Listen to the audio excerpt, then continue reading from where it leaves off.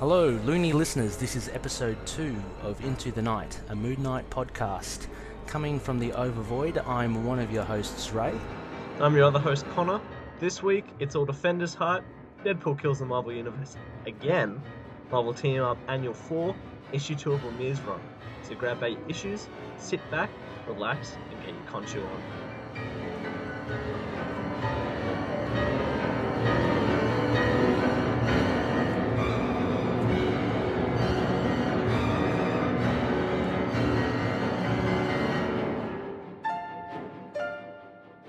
Alright, loony listeners, we are back, episode 2. And this is a bit of a special week. It's Defenders Week by the time this podcast comes out. Connor, are you looking forward to the Defenders? What's it been, 2 years in the making now? I couldn't be more excited. I think this will just be maybe even the best out of the 5 series we've got so far. Just couldn't be more excited. I'm just there. I'm definitely I just can't wait myself. Yeah, has been a big build up. Started all the way from Daredevil, two of the seasons of Daredevil, and then we've got Jessica Jones, Luke Cage, Iron Fist. It's just a big culmination, so we're really looking forward to it. From a Moon Knight point of view, there's been a lot of talk of Moon Knight actually being involved in Netflix, not necessarily the Defenders coming up this week, but there's been a lot of speculation, Connor, I think, with Moon Knight possibly popping up in the near future. Yeah, well, Ray's sent me some links. I'll claim no investigative claims over this information, but yeah, there's been some articles popping up about what people want and things to read into for Defenders, and a few of them have our good friend Moon Knight, specifically Marvel Knights and Shadowland, which maybe not feeling so much Marvel Knights just yet, but definitely I'm feeling a Shadowland influence on Defenders coming up. Yeah, there's definitely a Shadowland vibe, if not for the fact that we've got the Hand predominantly as the enemy. So, yeah, I guess we'll see come Friday the 18th what the Defenders will be like. But on the news front, it's been pretty lean the last few weeks with Moon Knight stuff. So Connor and I have kind of dug up the latest articles, and they are more Defenders related. So hence we thought we'd make this a Defenders episode. The first one was a recommendation for 9 comics to read, as Connor mentioned, to prep yourself for the Defenders. So first off on that list was Shadowland, which we mentioned. Moon Knight had I thought, a pretty good run in that, because his solo mini series off that main arc was quite interesting. Yeah, I think I revisited Shadowlands about a year ago, and I think out of all of them, that's probably the best, even better than the main series. So, I wouldn't mind taking a few cues from that. Yeah, I think apart from Shang-Chi as well, just personally, and just seeing Daredevil as the badass, which seems to be a recurring theme. Look, we've got Captain America now in Secret Empire. Apart from that, yeah, I think Moon Knight was by far the most interesting. We had some big things happen in that Moon Knight limited series. Like one, for instance, we were talking off air about Marlene and her being pregnant, which is one of the big things in the Moon Knight canon, and she actually loses her child through Randall Spector, and this all happens in Shadowland as well. Yeah, we were even speculating on that possibly tying into the crazy runs in the family for Legacy. So, definitely. On the Defenders front, when it comes to Moon Knight, as much as I'd love to have him in there, I'm not feeling a full appearance, possibly. I think the fact these 8 episodes will cover a whole 24 hours, 48 hours? That's right, yeah, it's a very short time span, isn't it? Yeah, let me just get that up. Yeah, I'm thinking we'll get a little bit of a hint, whether it be a Spectre Corps building or a Gina's Diner, maybe even a Crescent Dart in the background, as like the animated shows used to do, where you'd watch an episode of X-Men the animated series and Punisher's rifle would be in the background somewhere, aiming.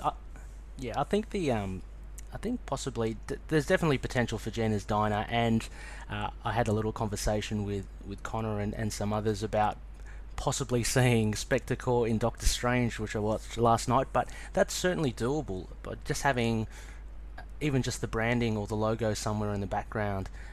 Also, Jake Lockley, we've mentioned before, being a cab driver, that'll be great.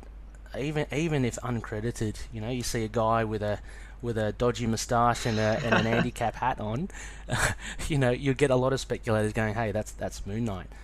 But I agree. I think 48 hours or however long the 8-episode time span is going to be, I think there's just not enough time there to fully introduce Moon Knight in there.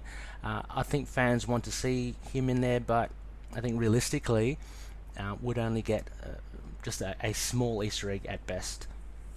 Yeah, and I mean that is a bit unfortunate, but I think Defenders as a show is kind of how MCU has their phases. This is kind of the end of the first era, moving on to the next. I feel like there'll be a big status quo jump at the end of Defenders season 1 that maybe sees, like, maybe even there we see that little glimpse of Moon Knight, or because I mean, likewise, I don't think we'll see the Punisher in Defenders all that much until possibly the final episode, but I think there'll be teasers of what we can expect. Yeah, do you think we'll see the Punisher in the Defenders? I have just reading some articles online and people talking about it, I have an impression that he's kind of almost guaranteed that he'll show up. Do you get that vibe, or? No, like, okay, that's why I was so sort of kind of not seeing Moon Knight. I didn't think we'd even see Punisher as well. Okay. So, I mean, I suppose he's got old beef with the Hand when it comes to the end of season 2. And he's got the series coming out in October, November, so maybe it will just be one of those post-cred things like we saw with Luke Cage popping up. When was that? At the end of either Daredevil season 2 or at the end of Jessica Jones? I can't remember. Yeah. Well, it's potentially there, but so Looney's going back to it. This article with the 9 comic books to kind of get you primed for Defenders. The first one was Shadowland, which was an obvious as a given. The second one goes into Marvel Knights, so numbers 1 to 15, and I do believe Moon Knight actually appears more so. What is it, from 5? I think 5 onwards. Yeah, and a bigger role in the latter half of that as well. Yeah. Have you read these ones, Connor, as well? Yeah, I think Marvel Knights was actually maybe even the first appearance of Moon Knight I read that wasn't his own ongoing series. And the Punisher, whether we see him or not in the Defenders, is a pretty integral part to Moon Knight, because I'm pretty sure that's how we'll see him laced in. Like, I wouldn't be surprised if he makes his appearance in Punisher, possibly. He's definitely, the Punisher definitely is like a connecting tissue between the characters. Obviously, the relationship the Punisher has with Daredevil is kind of well documented. They're kind of both chalk and cheese, and also the fact that the Punisher, to me, is similar to the Hulk. Obviously, a bit of an anti-hero. Can be seen as being doing good, but he really does rub the other heroes up the wrong way. Marvel Knights showcased the Defenders in it. So you've got not only Moon Knight and the Punisher, but there was Daredevil in there. There was Iron Fist, I believe. Black Widow's in it as well. Even Shang-Chi and Cloak and Dagger. So there's a tentative connection there with the Defenders again through Marvel Knights, but it's one of the recommended reads to kind of get you into the Defenders. Again, hopefully with Moon Knight being there, it's kind of like an indirect way of saying that we're hoping Moon Knight will be in Netflix shortly too. And then if we move second onto that list, we have Immortal Iron Fist, issues 7 to 13, which I mean, I don't actually remember that much of Immortal Iron Fist. Like, I remember a lot of the first arc and how much I loved that. Yeah, I'm rereading it now as well. I've got the first half of the complete collection, so volume 1.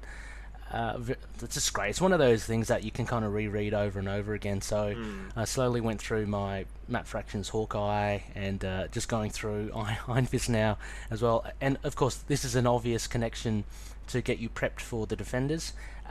These particular issues 7 to 13 of Immortal Iron Fist, I don't believe features Moon Knight at all, but you know, it's still kind of connected to him through the Defenders.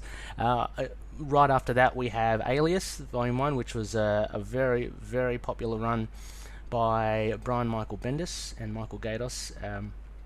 It was a Max series as well. I actually haven't read this. Have you read this, Connor? Oh yeah, it's real good Bendis. Like, this is probably his glory days when this was coming out. So it's just a general reread, and a lot of this. Actually, a lot of this wasn't so much used in the first Jessica Jones season. Okay. What was taken from Alias was basically the last 2 volumes of the series. So I think they're counting on a bit of that first arc to be in Defenders. You know, the issues 1 to 9.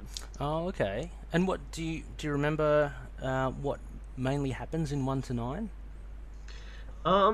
Well, I think it was a lot of Jessica Jones sort of investigating parts of the Marvel Universe. So a lot of the issues were having to find up maybe like dirts on some heroes or something connected to the heroes that she would go deep undercover to find out about. Like the Purple Man I think has a few references in these, but his arc's the last volume of that series, I think. Okay. And we'll see anyway later on. I think one of our comics that we're going to do for this Defenders special, which is Marvel Team Up Annual Number 4, features the Purple Man, and we'll see that he's different still as well to the TV iteration. Very suave. Very suave. But with Alias, yet again, no real more of a connection to the Defenders. Nothing too much on Moon Knight there, other than, look, Bendis did a Moon Knight run as well, so you can kind of chalk that up to a bit of a connection. The next one we have is Daredevil issues 190 to 191. So this has much to do with Elektra, and again, look, very little on Moon Knight. Again, Connor, have you read this by any chance? Was this the Frank Miller arc? Like, Elektra returning in that, or was that post Frank Miller? Oh yeah, I'm not too sure on this one actually. I'm just having a quick look at the blurb here. It's definitely, I don't know, it definitely looks like his kind of sort of era, but I'm not too sure. Elektra seems to come back again and again, so I kind of lose track. Yeah, this is very much, this was the first resurrection of Elektra out of Okay. the possibly 200s in the comics. Mm-hmm.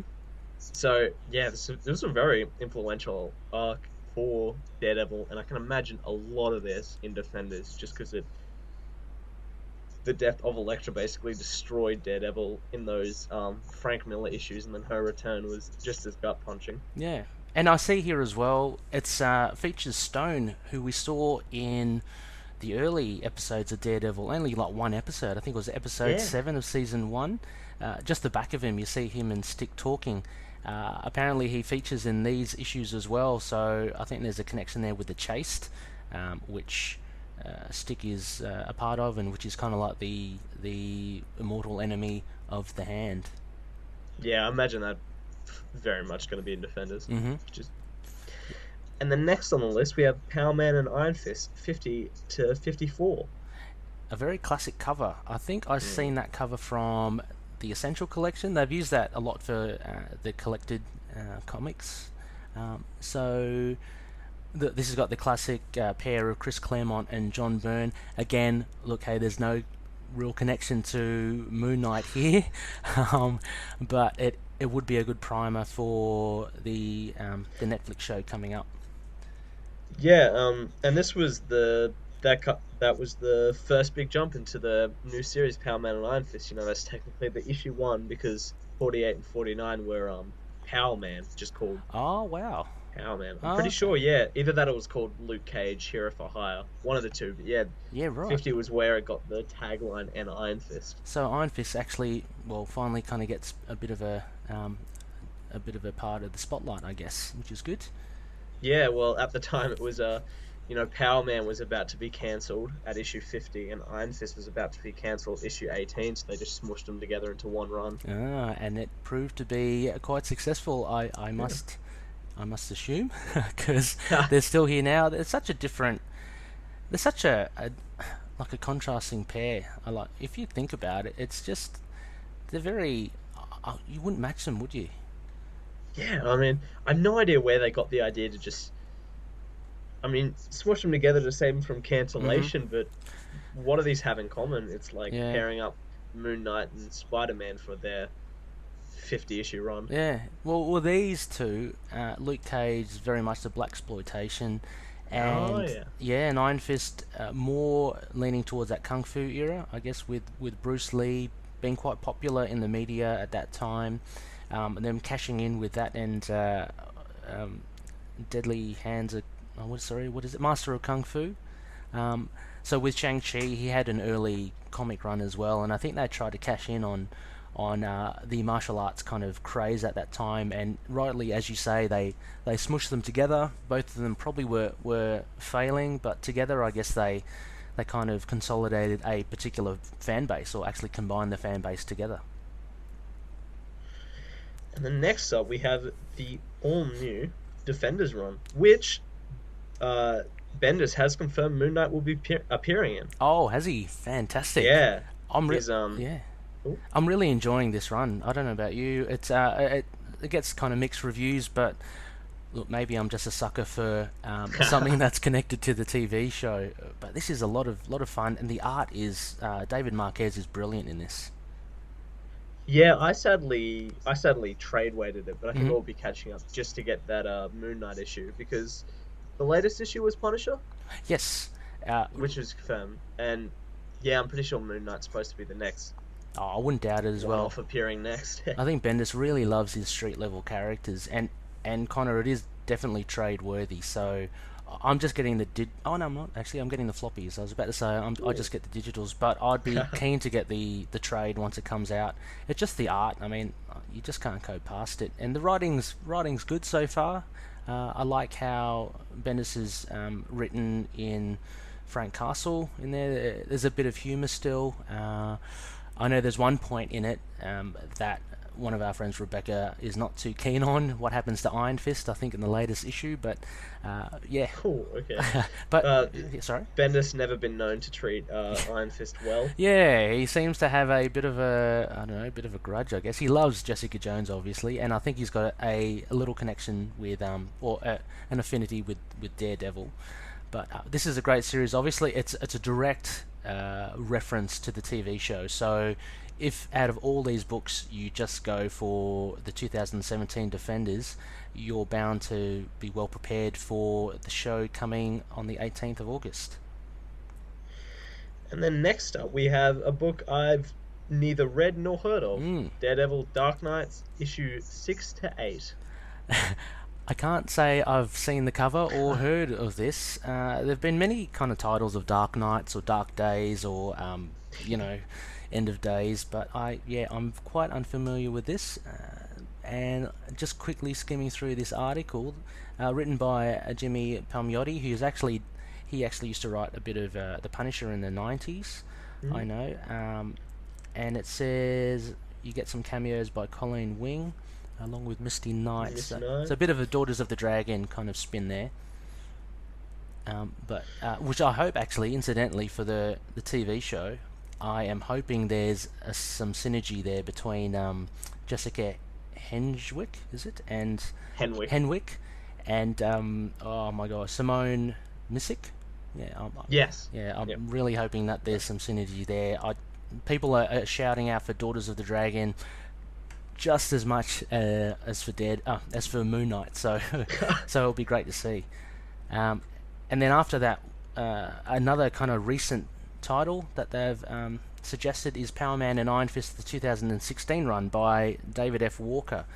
Now this was a great run, I thought. The art was polarizing for a lot of people because it's quite different. But Sanford Green, I think, he really added a lot of I don't know, a lot of zing to this series. Mm.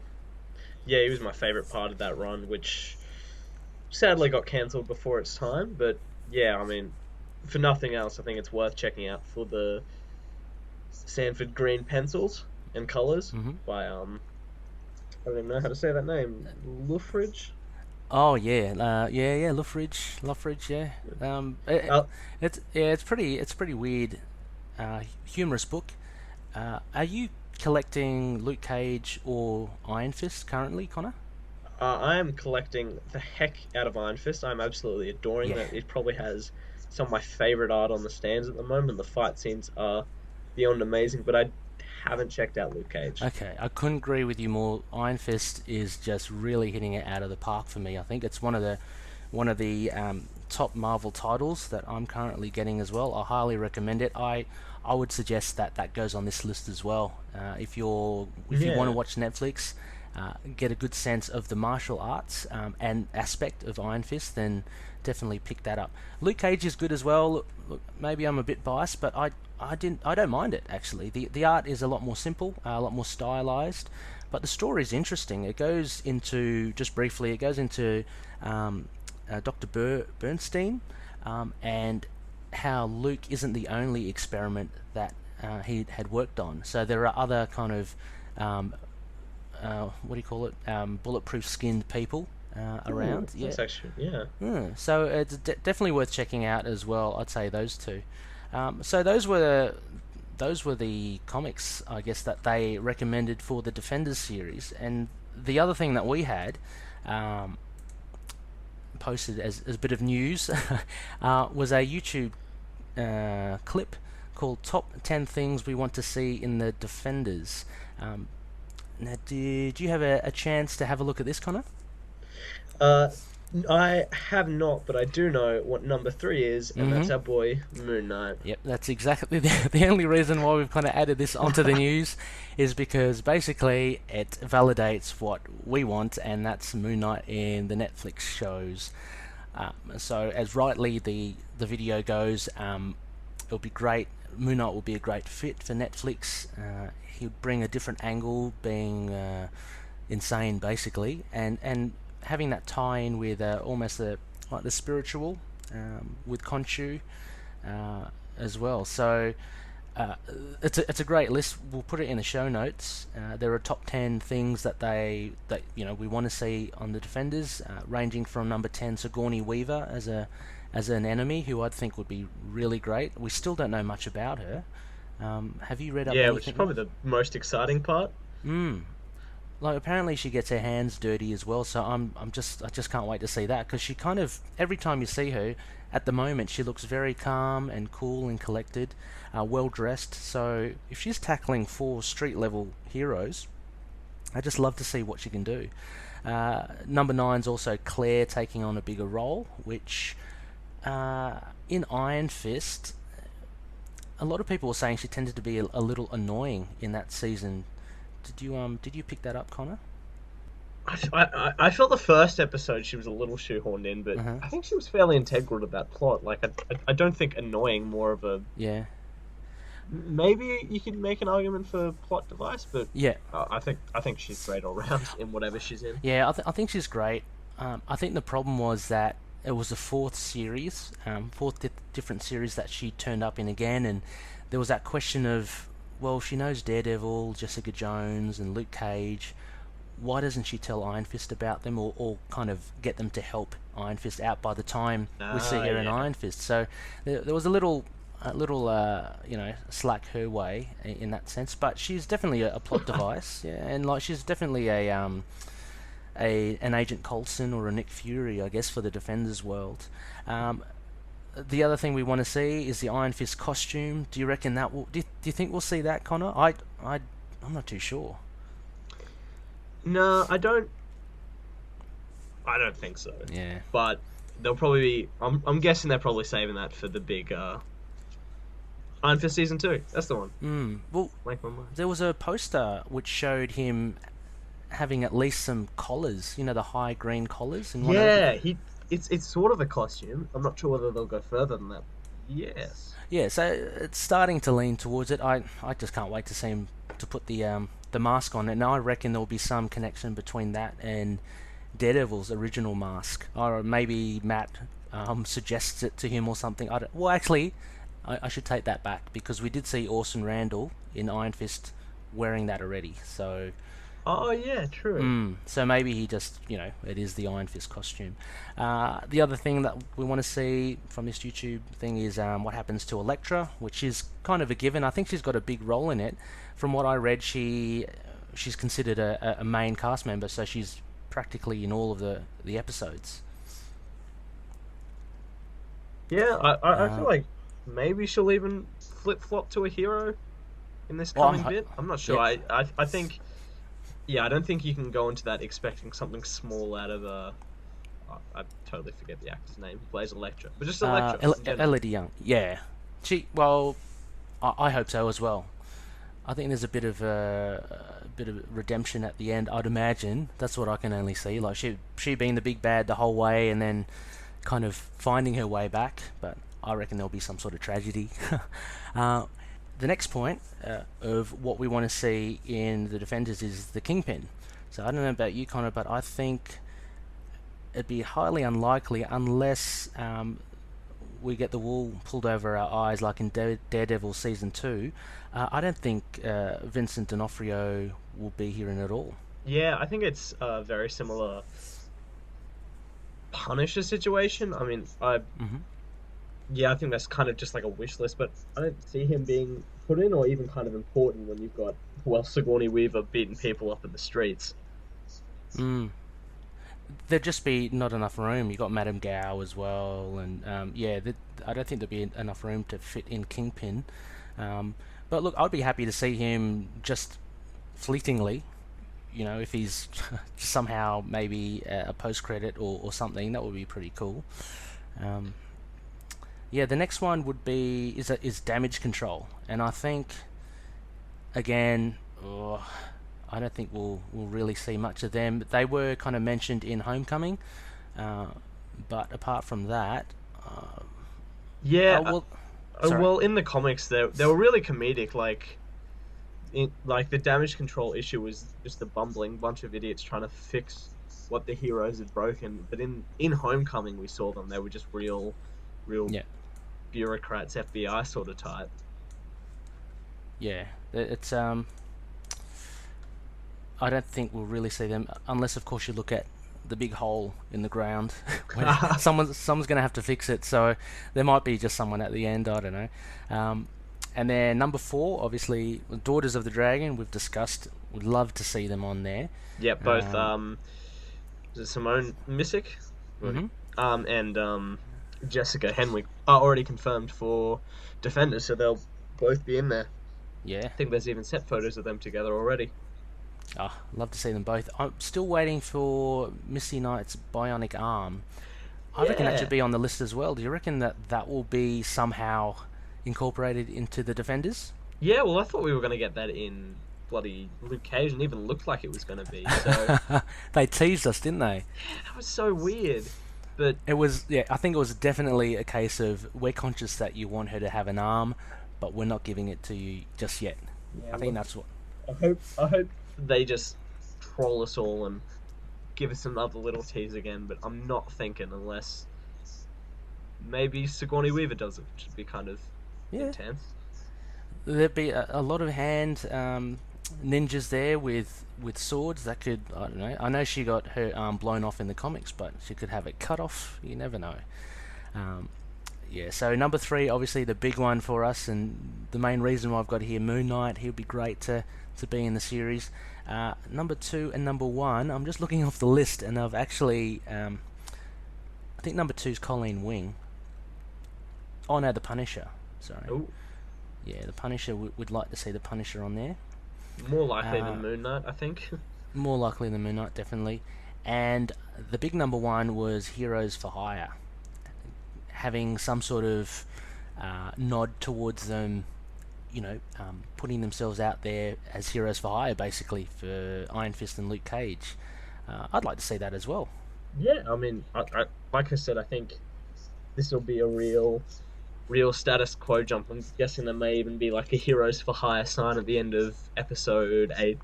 It's just kind of like, "Ooh, check us out." Yeah, You or know, they like even- real cliche, like the music or a big monologue playing over us. We see shots of all the different heroes doing different things. Oh, that would be pretty cool. I wouldn't mind that. Oh, and we actually see their office as well. Maybe they have some sort of, Daredevil's got Nelson and Murdoch. Jessica Jones has got Alias Investigations. Maybe they've got a bit of real estate there somewhere at the end with Heroes for Hire. Just replace take over Jessica Jones' office. Yeah, easy as. So, loony listeners, that was kind of like our attempt at some news, um, and how we kind of shoehorned Moon Knight into that.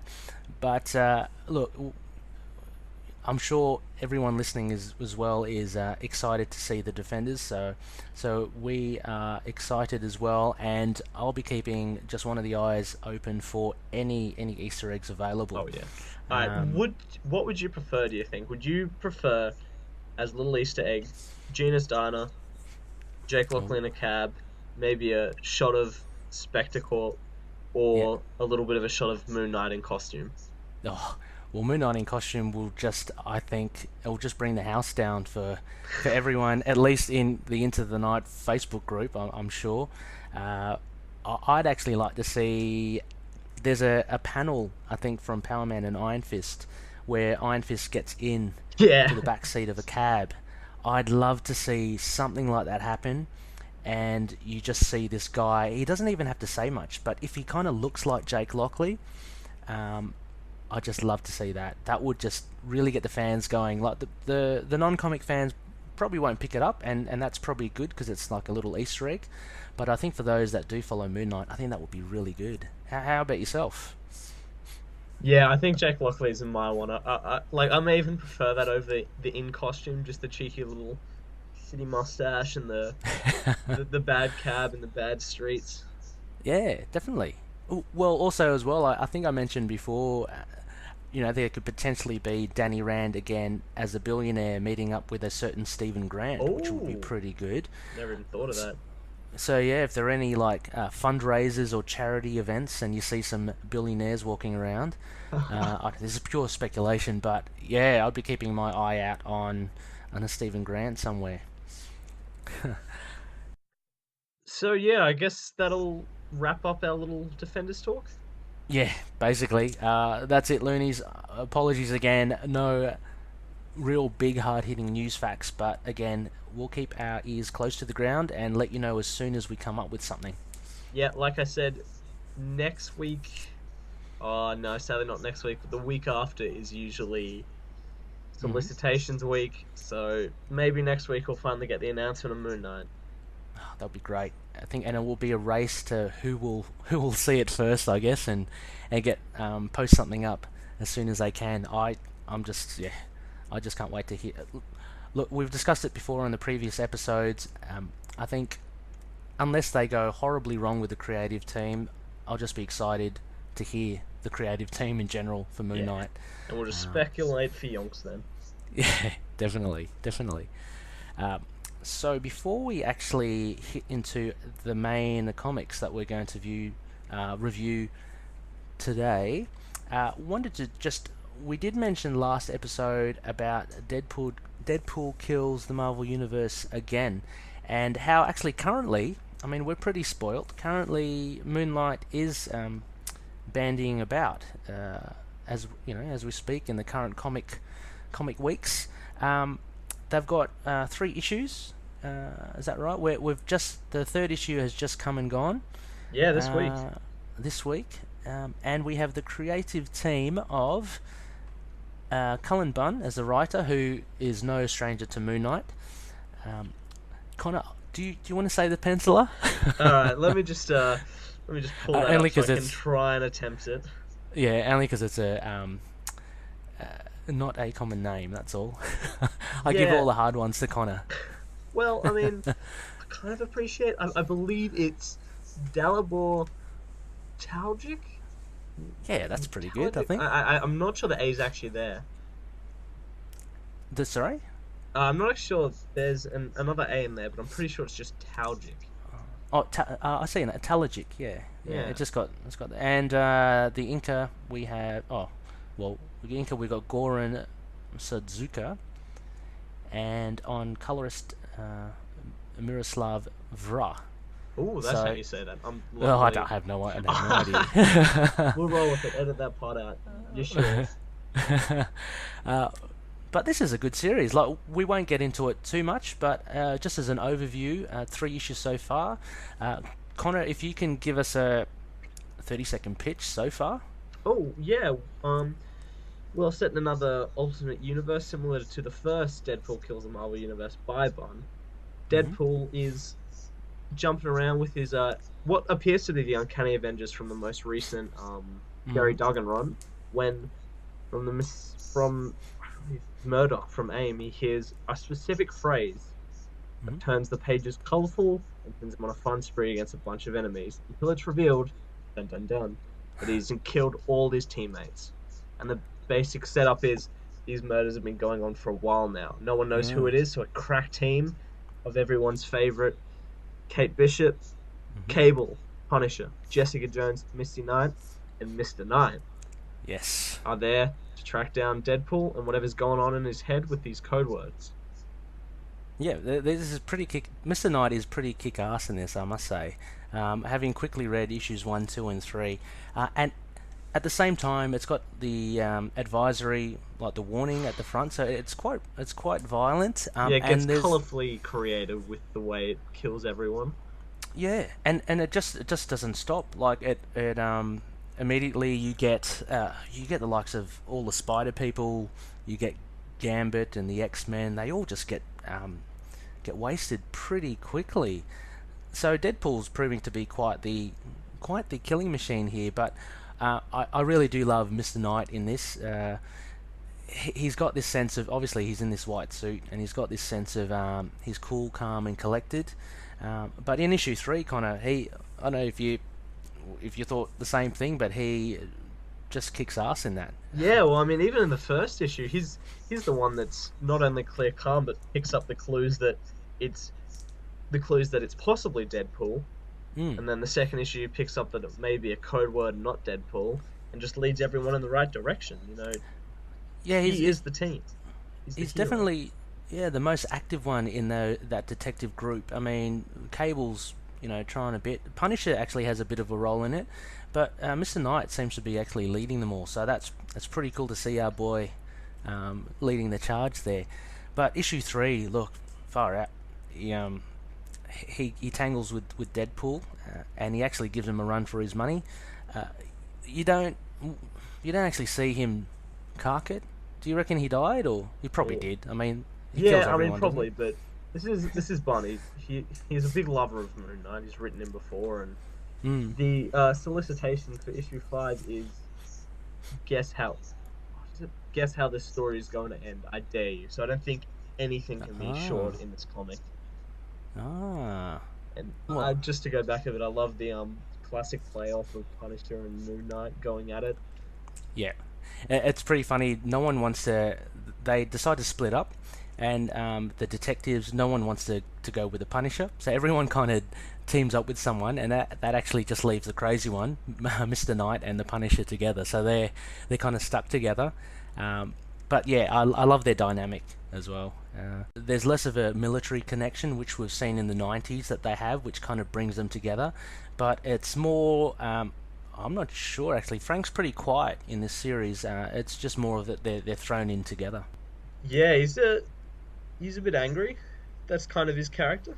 I mean, a lot of this is, since it's in like an alternate universe tale, it's really just a lot of fun. All the sort of main character types get played up for a really dark sense of humor. It's a lot of fun. And Punisher, Yeah. I think Punisher is probably the most rife for jokes when it comes down to dark humor. Yeah, he's definitely. I mean, he's not even a team player, so he's kind of amongst these other detectives, and you can just tell he just wants to get the job done, go there and kill Deadpool, while the others are kind of like looking. And even in the third issue, Moon Knight, when he's fighting Deadpool, he's actually not trying to kill him. Yeah, he's just trying to kind of subdue him.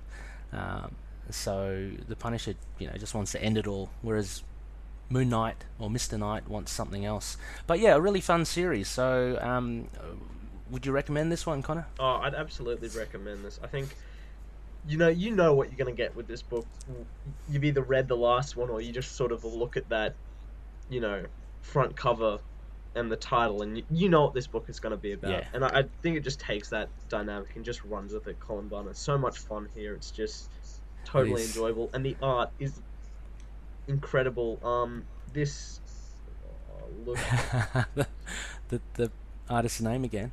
yeah, Talajic Nice. is just incredible. Like, he jumps through so many different styles inside of Deadpool's crazy mind. Mm. You're looking at about 5 different art styles by him, very distinct and different art styles. Oh yes, that's right. It's a good point because you actually go through Deadpool's mind, right, and the reality, and he definitely sees things differently, and Talajic manages to kind of show that. He's kind of like a one-man band, whereas in the second arc of Moon Knight, Lemire, you know how they employed what was it, 3-4 artists to do different personalities of Moon Knight. We've got Talajic here just doing it all himself. I love also seeing Gwenpool as well. Yeah, I'm not a fan of her comic. I mean, I haven't read any of it, but just the fact that it's another kind of Deadpool going up against Deadpool, so I think that's pretty cool.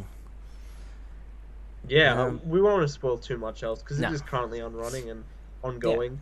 People love it, but I think if you haven't picked up the first issue, this is going to make a perfect 5-issue trade. Just fun, really. Yeah, only 2 more issues to go, so it's nice and bite-sized, and definitely worth it. Okay, so I think we're going to dive into the 2 comics that we've listed for review this episode. We're going to just spin it around a little, being only episode 2. Connor and I have just talked about, just playing fast and loose and seeing what format works. So first of all, we'll be tackling the Marvel Team Up Annual number 4, just because it has that Defenders feel to it. So we'll be doing that first, and then that will be followed by issue 2 of Lemire's Moon Knight. Now, just a point of difference from episode 1, we won't be kind of reviewing panel by panel. We may well go back to it, depending on what we find more interesting. We'll just do a kind of like a pitch as to what the comic's about, and just our main, I like to call them our main aspects to the comic, and we'll rate each comic at the end. So I reckon to start off, let's go to look at Marvel Team Up Annual number 4. So, Conman. You want me to give a bit of a pitch?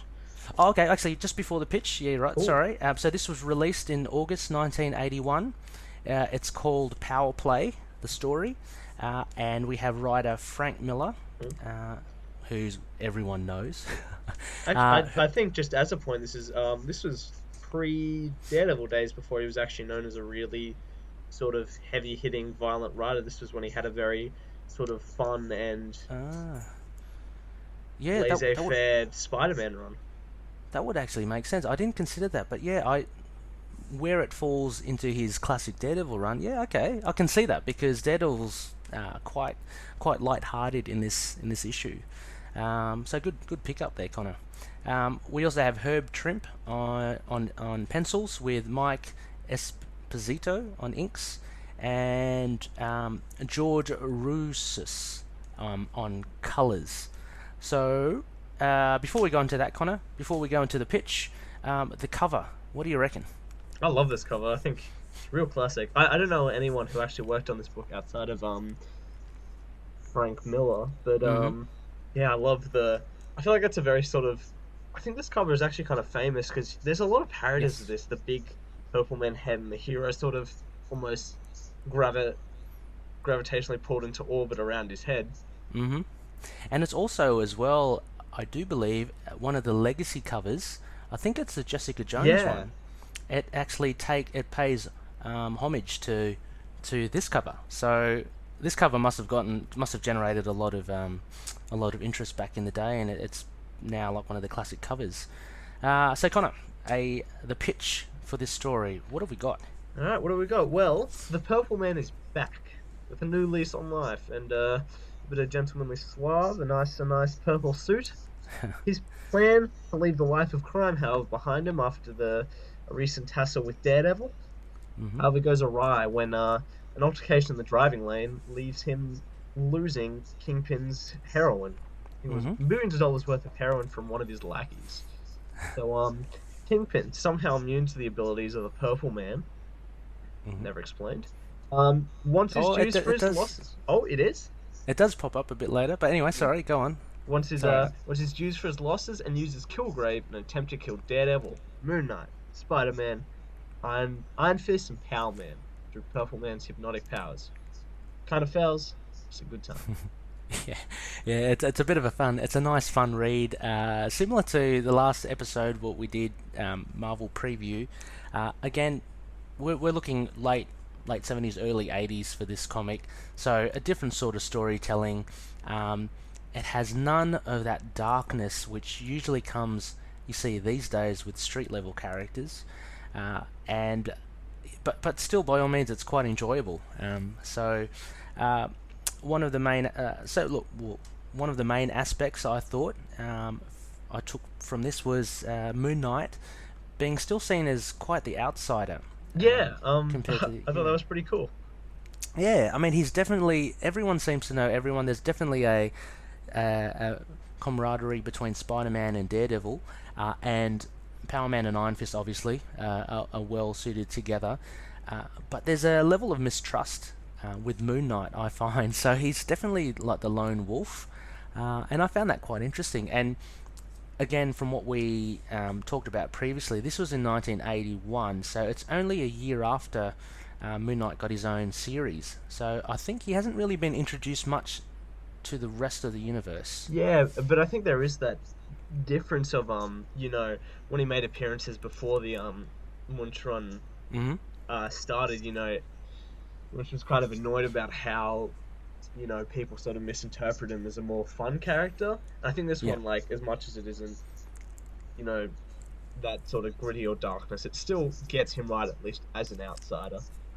Yeah, it certainly does. And what I really like about it as well is that you could argue that ultimately he's the one that really saves the day at the end, Yeah, he gives a big when swing of the fist.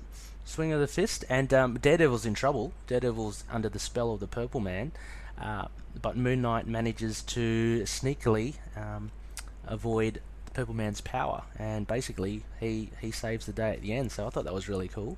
Do you have a good point or an aspect there, Connor?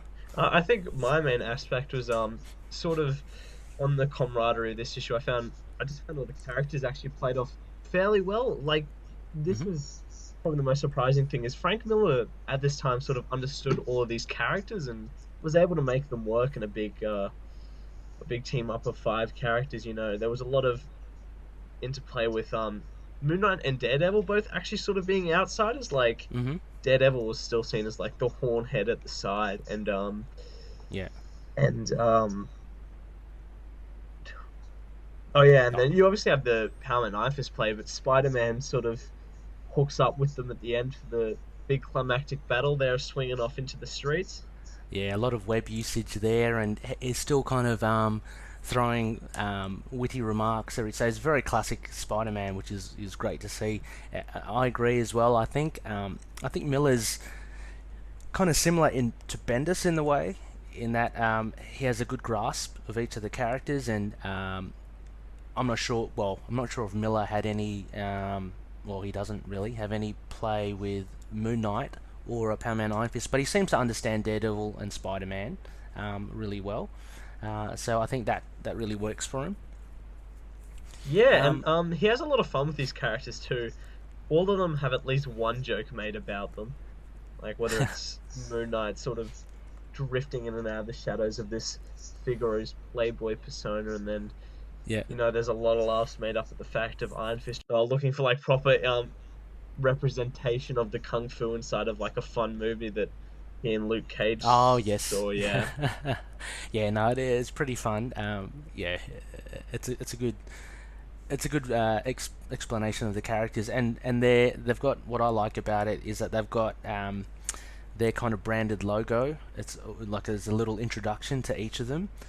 So it's kind of like, okay, we've got this annual. Here's a team up. he's obviously Spider-Man. He's on the first panel, but you got these guest stars, and whenever they're first seen, you see their kind of logo hit, and it's yeah, just a nice touch, I think. Sorry. Yeah. One of the points I will make is it's very narration light. You know, at a time even when all the other runs were still using big amounts of narration, even in the first Moon Knight run, this was fairly light. It was kind of well told through the eye. Yeah.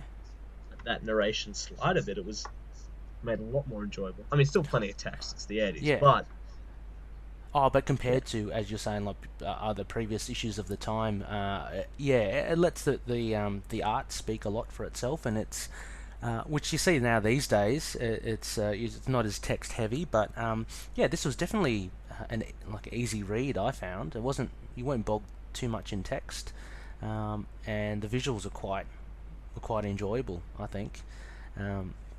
Yeah, so one of the other aspects I had was it's kind of like a little bit of a goof almost, or a continuity thing, was Moon Knight's powers. There was this one thing where he's kind of introduced and he's spying on this pigeon breeder, and for some reason he knows that there's a sniper, you know, hundreds of meters away, and he throws a crescent dart at him. And the sniper says, if I'm just going to pull up this page, the sniper says, how did you know he didn't make a sound? And the Moon Knight says, my methods are beyond your understanding, sniper. So, I don't know, there's a bit of a supernatural thing there. It's not really explained. What do you make of that? yeah, yeah. No, I was the same sort of thing. It was obviously like you know, people were still undecided about whether he was supernatural or not. Hmm. It maybe it had something to do with him being bitten by a werewolf, but actually by that stage, and I think the Moon Knight continuity previous was very muddled, but by 1981, Monch had established the Khonshu aspect to him, and there was very little to talk about him having any other powers of perception. Yeah, there's even a scene here of him sort of like leaping off a building. Yeah, like Superman, it's just neatly jumping off. So I found that there was a bit of a continuity thing there with Moon Knight's powers for this. So maybe Frank Miller, you know, a bit of creative license. Just look, I don't know his powers. I'm just going to suggest that he knows things. So I found that quite interesting. Yeah, well, I think if I may jump to my next aspect and go back Hmm. to probably maybe even my favorite part of this outside of our Moon Knight is the villains here. Mm.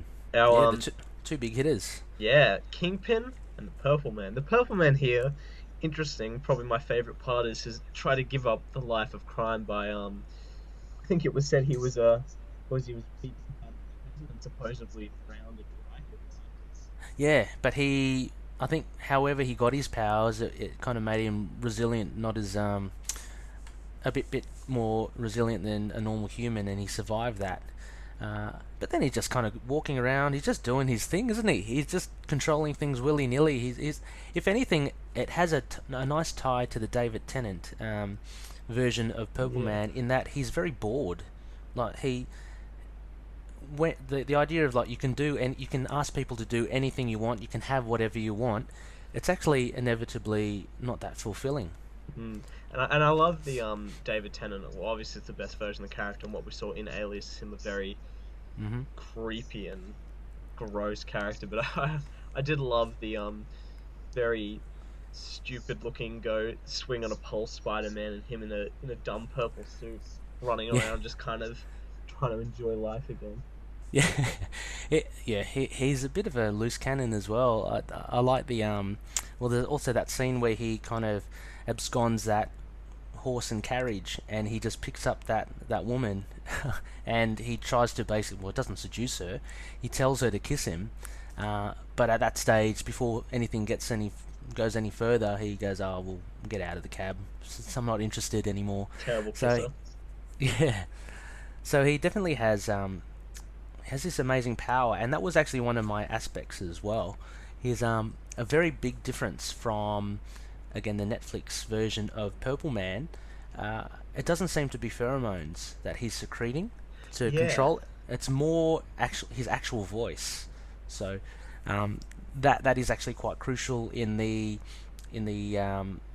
story of how he's actually inevitably defeated.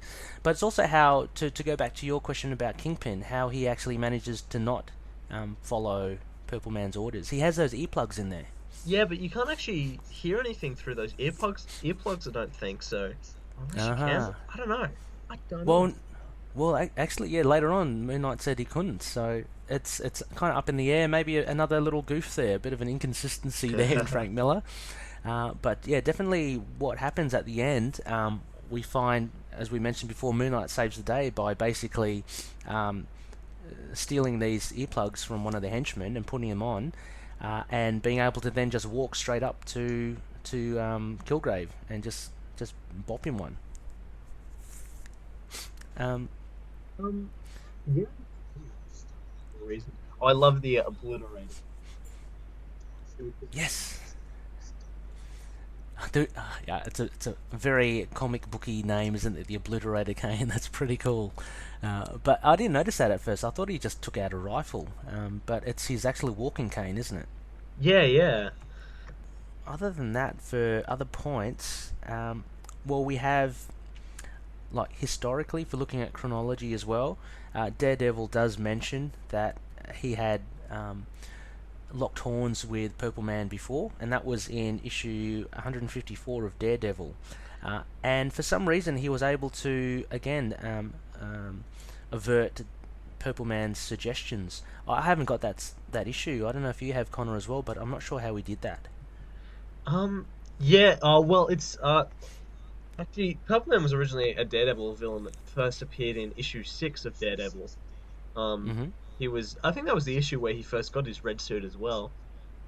And Ah, okay. yeah, or it was like the final issue where he decided to ditch the yellow one. But yeah, it's always Hmm. been their first encounters, that because Daredevil had heightened senses, because it was just about the Purple Man's voice, he could, had such control of his senses that he could, Oh, the okay. hearing his voice didn't do much effect until later in this issue said, like, his powers is doubled. Aha, Yep.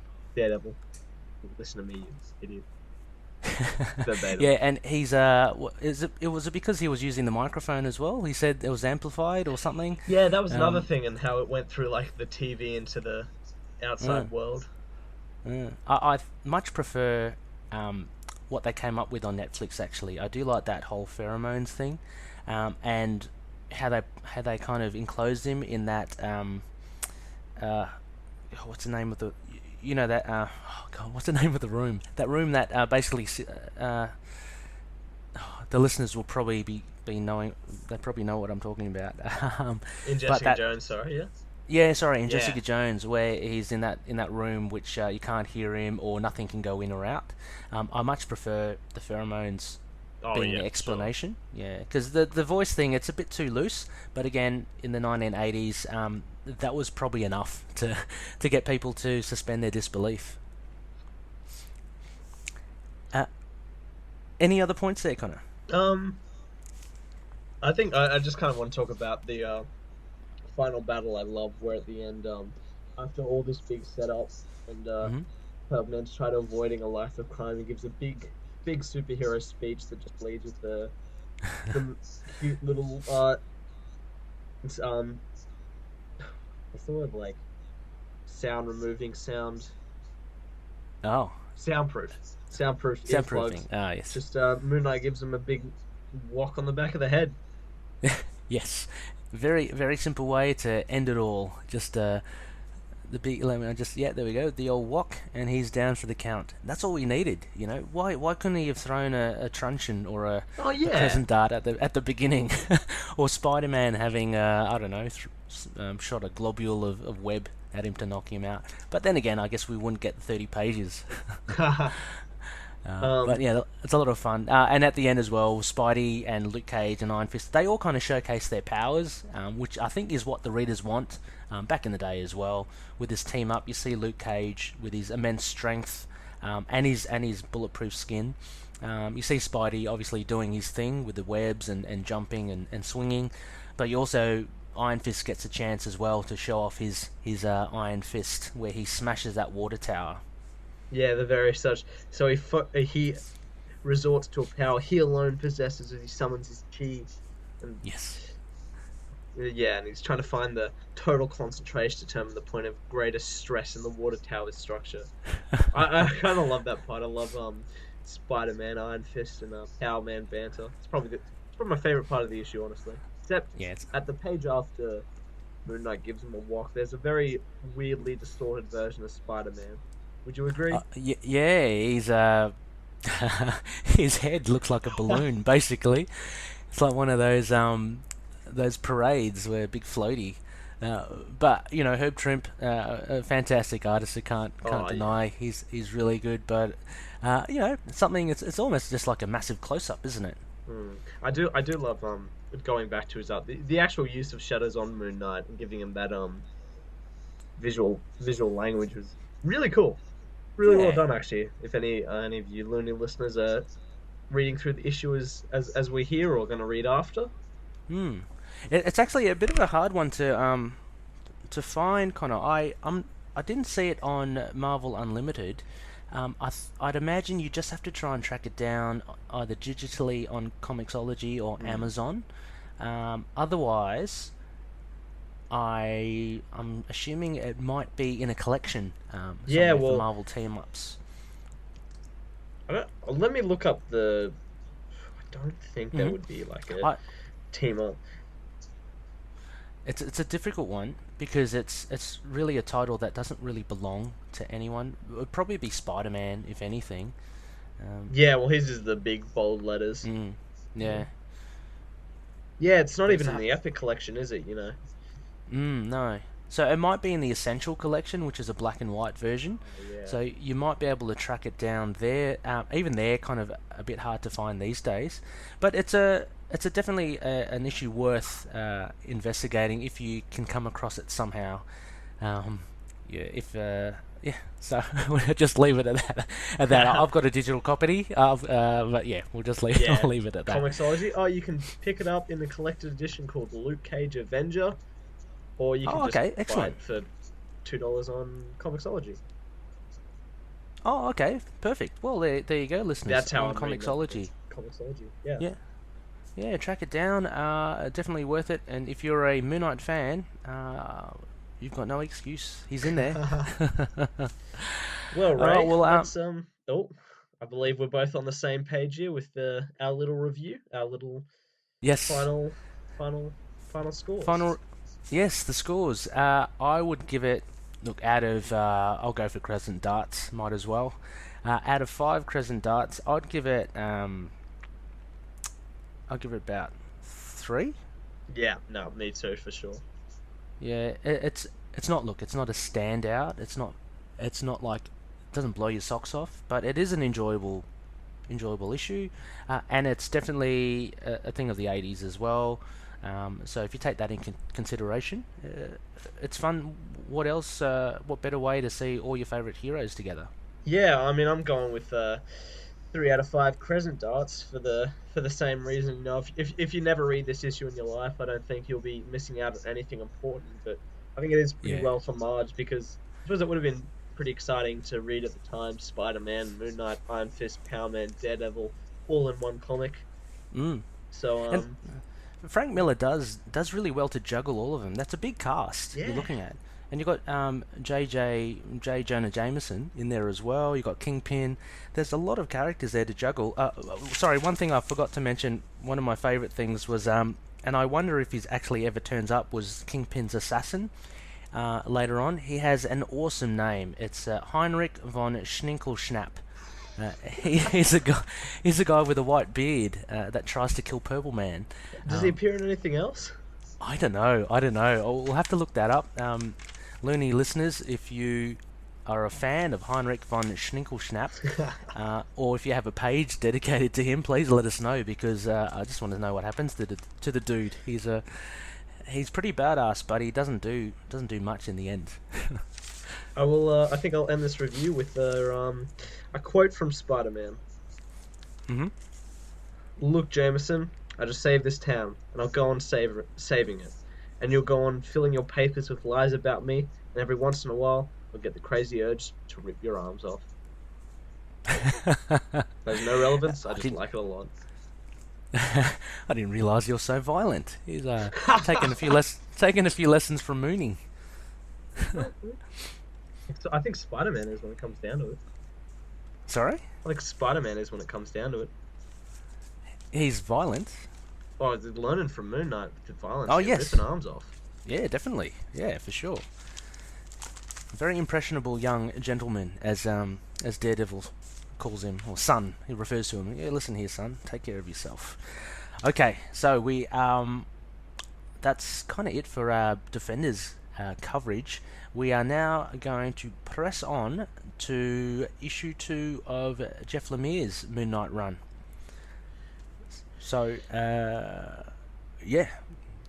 Yeah, this well, was continually written by Lemire with art still by Smallwood and colors by Belair. Letters by VC's Corey Petit. I think I'll pass it over to you for a little pitch for issue 2. Yep. Okay. Yep. Sorry. So just released May 4th, 2016, and as a pitch, look, I've tried to make it as brief as possible. The way I see it, moving on from our previous episode, our previous issue, basically what we see is Mark Spector coming to grips with what he's kind of discovered from issue 1, and basically how there is another world behind the world he sees, and him accepting that. And what I find is that there are almost three distinct acts to this. So the pitch is basically planning a breakout, introduction to some new characters. There's also a further development of Khonshu and what he is, and then it ends with the motley crew actually escaping the mental institution. So that's it in basically a nutshell. Yeah, what would be one of your main aspects for this, Connor? Well, I think the most important aspects in referring to our big man Khonshu, we find out that Khonshu is not only not of this world as a god, but not of this world as a being. We learn about something called the Overvoid, being beaten and electrocuted in a classic exclamation mark page by Billy and Bobby. He has returned to a very annoyed, very agitated Khonshu, as we find that Mark has been in this asylum for quite a while, and this asylum is in a place called the Other Void, collection, this sort of realm outside of realms that contains the what would be known as the Egyptian gods that Khonshu refers to as simple pawns at one point. I think this is I think Lemire has done really well with this. I think he's really explored and given a new twist to Khonshu. I mean, what we usually refer to Khonshu as just being basically an Egyptian god or a deity. But basically what I found really interesting was that these deities are basically just from another reality, and they just influence particular people. So not only Mark Spector, but they influence people from across the cosmos, or from across the reality that they come from, and they use this influence to control people, and I find that quite interesting, actually. Yeah, and we find they do that because they're actually trapped in the other world.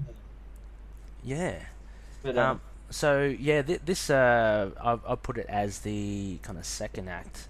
Much of the comic is taken to an explanation of this. So you got about 6 pages of it, just an explanation of where Khonshu comes from, and actually it kind of brings to light a bit more as to how what is happening with Mark, actually. So what we get is more of an explanation about Khonshu, and this kind of validates Mark a little more in the fact that he's not entirely crazy. But I love the art in this again. Actually, the most colour you get is there's a little page there with what looks like the pyramid just floating in space, and Belair does this awesome thing with cosmic greens, blues, and reds in there as well.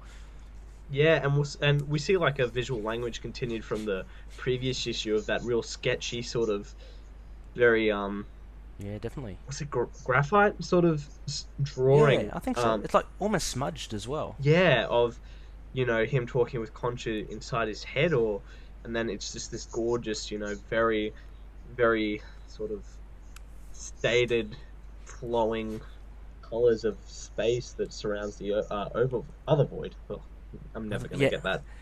that's quite confusing actually, but but it is very interesting, and I like how Lemire has explored this aspect of it. Very very interesting as well. Uh, Look, that was one of my aspects as well, Connor. It was Conchu's origin, which I think is one of the highlights of this issue actually, because what you get around that is basically Mark and his supporting cast just trying to break out of the mental institution.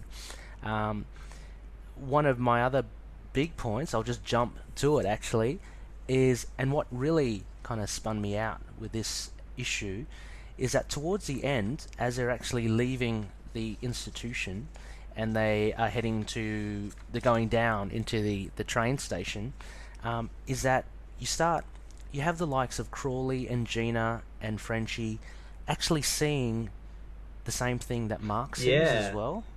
And I found that, I just thought in my head, that was very disconcerting, because for issue one and for the first half of this, you kind of think, okay, that's all in Mark's head. But when the others see it as well, and it ends with it as well, you have the zombies, or the mummies come out, and they obviously see it too. You're kind of questioning, okay, hang on, so what is real and what isn't? It just really confuses you even more in a good way. yeah. I mean, this first arc is a whole 5 issues, and I don't think even beyond this arc, the questions never stop coming until possibly the last 2 issues of this series. Definitely. Yeah, we won't. I mean, if you haven't read it as well, we won't give it away. But it really does. It does leave you hanging up until the very end.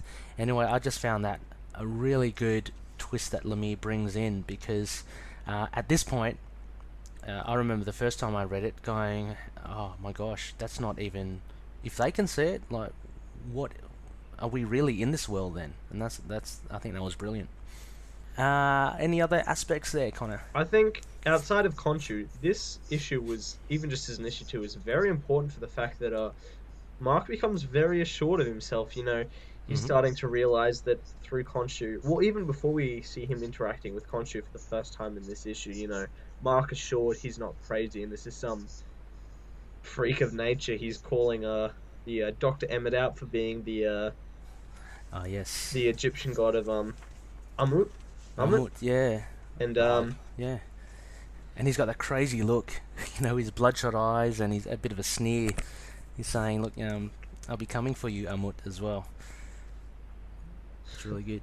He also, as well, one of the other big things I see is the introduction to Frenchie. So, Jeff Lemire, prior in issue one, you got to see a bit of Marlene, Gina, and obviously Crawley. And to round it out, we now have Frenchie, who, similar to Crawley, actually believes Mark 100% as well, and gives him his suit and helps him escape. So there's a bit of a question there as well.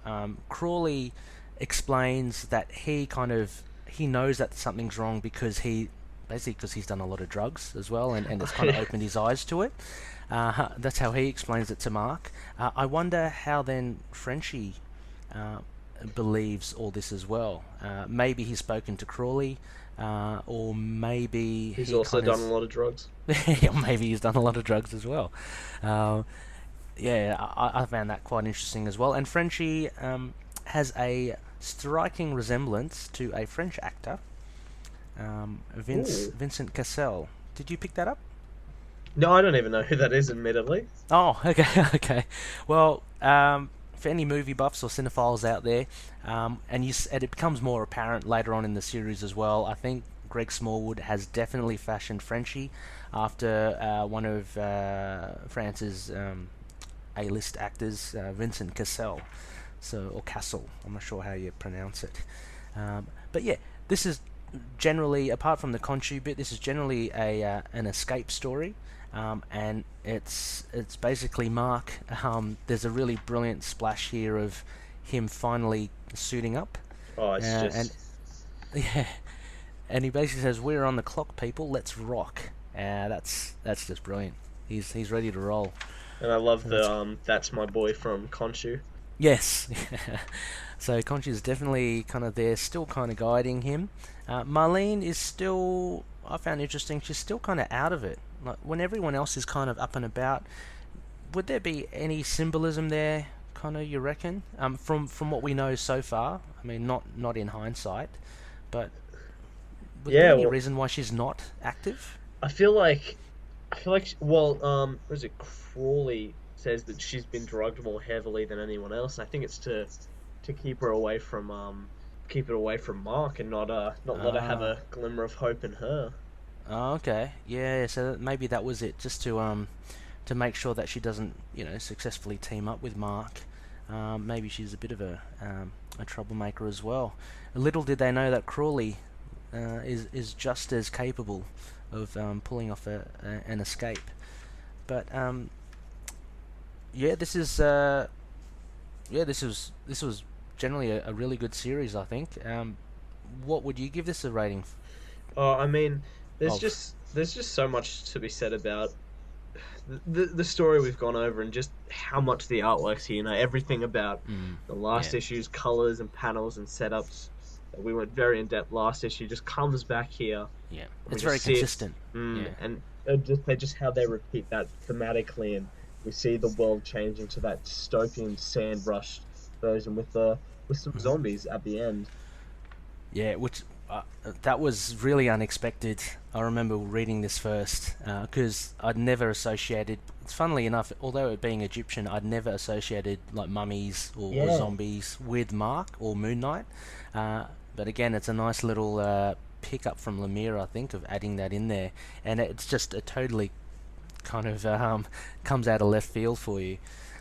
So exactly as you say, I think it's the consistencies are there. There are things which are there from last issue layout wise, like the circles which magnify, the shot. Also the exclamation hmm. mark in the electrocution or the shock therapy stage. Uh, Exclamation mark spectrum on that, kids. um, and also the again the level of detail of the backgrounds. I can't say enough about that. But yeah, uh, for this issue, I mean, my immediate jump for this entire series is 5 out of 5 Crescent Darts. But I mean, to give it mhm. to maybe be a bit more special, I don't know. Maybe like No, go this for is it. I kind of say. the big sort of setup for the next 3 issues to come, and obviously leading up to a big fight scene. So you know what? Maybe 4.5 Crescent Darts, but basically 5. I mean, this is a flawless comic from issue to issue. Yep. Just no going wrong. Yeah. I'm the same with you. Well, I'd give it like 5 as well. We can break the rules, Connor. I reckon if we get even a better issue after this, I'm just going to go 6 out of All 5, right, we'll 7 out of just keep going on. 5. Yeah, exactly. But this is a really good issue. It just keeps you involved and keeps you interested. There are no bits that lag, I find. Uh, if if you compare it to the first issue, I would probably give the first issue a bit more. So I'd give it, 5.5 out of 5 Crescent Darts, and I'd give this one 5 out of 5. Uh, Yeah, Lemire's just really paced this really well, and you can tell there's been a lot of thought in how he reveals information slowly. I love just on that point. I love the setup of this. Every issue in this run, despite it's a big, long-running narrative, is always has its like introduction, its complication, and its climax. And this the issue where you first see him suit up as Mr. Knight. That could have almost been the end. It builds up to the climax, Mm, but you see that and it keeps on going, and then you it get another does. big cliffhanger at the end. And it's just snappy. And by saying that, actually, as well, you've revealed that Lemire just he doesn't work with formulas, so it's not predictable in any Yeah. sense. You can't just go, okay, that's it. okay, this is going to happen. I bet this happens. As you mentioned, he has something that looks like the big reveal at the end, but he keeps on going and he keeps that interest up, and I think that's very sign of a really good writer, actually. And I just love how he fleshed out Khonshu. Basically, I find that really, if you compare it with the earlier stories and how we kind of described in the history and overview of Moon Knight what Monch had intended for Khonshu, this just adds another layer totally as well. I would be really keen to see what comes of the Other Void and the Over Void, like later on. Yeah, anyone who's new to reading this alongside us, those two things and Khonshu get a very big, beginning drawing out. Crazy. Yeah, it's very good indeed.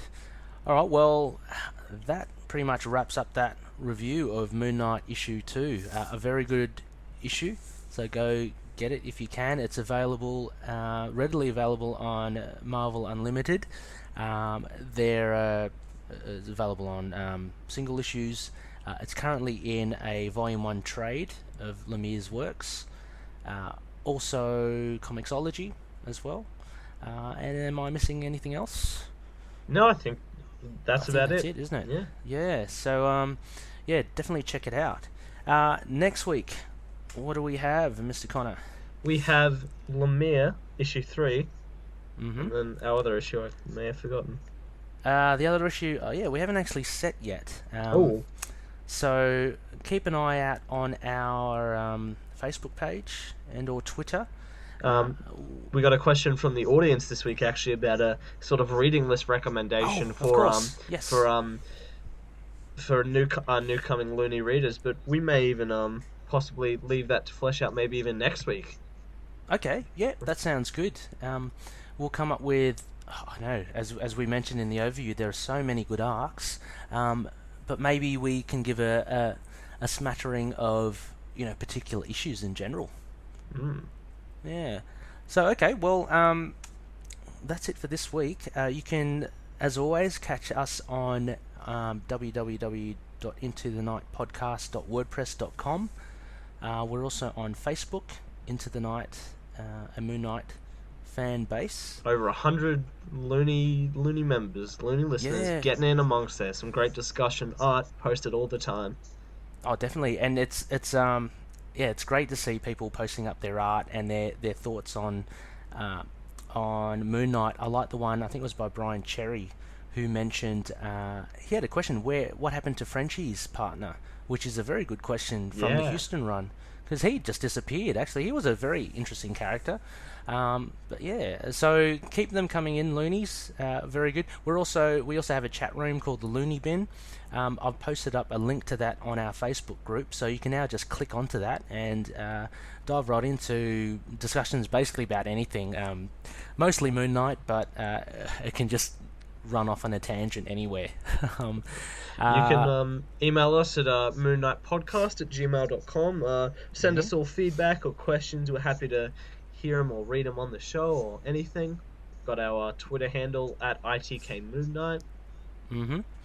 And we're also available on any good podcast catcher like Overcast, TuneIn, which I think we've just been put on, also Podbean, and SoundCloud, and just a whole heap of others. So check us out if you can.